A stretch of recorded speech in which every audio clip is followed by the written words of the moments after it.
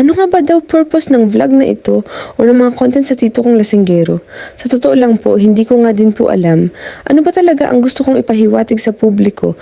Bakit nga ba nila ifo-follow ang page? Ano nga ba ang susundan nila dito? Honestly, hindi ko pa po talaga alam sa ngayon. Hindi ako nag-expect na sa video pa niya tataas ang views.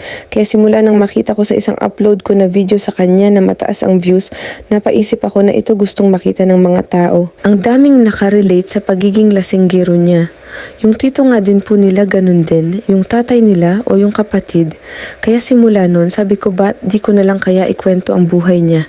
Ang pagiging matandang binata, mag-isa sa buhay at mabisyo.